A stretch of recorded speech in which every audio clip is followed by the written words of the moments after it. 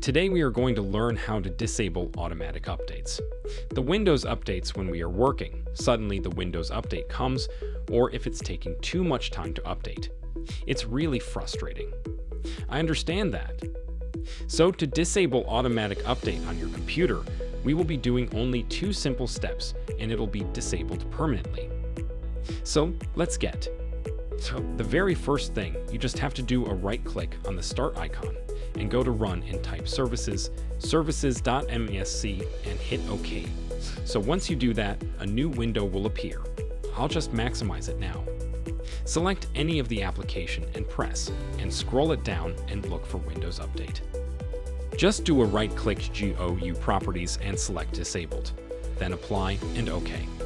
In this manner, you can disable it, and if you want to disable it permanently, we can do the second step, and it'll open up the Run window like this. Type regedit. So once you have typed regedit, hit OK. It'll ask you to say yes, so I'll say yes, and here go to H key local machine. I'll just maximize so that you can see, and then go to software.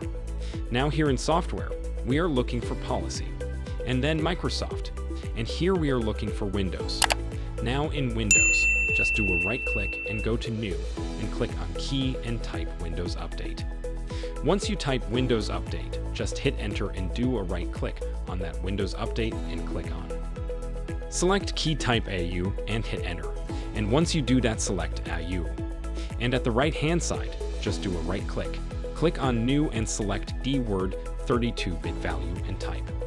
No auto update. Make sure you do not give any. So once you type no auto update, hit Enter, or just click anywhere and just do a double click on that. Here we need to give value 1 to disable and hit OK. So in this manner, you have successfully disabled Windows Update permanently in your Windows 10, 7, or 8 computer.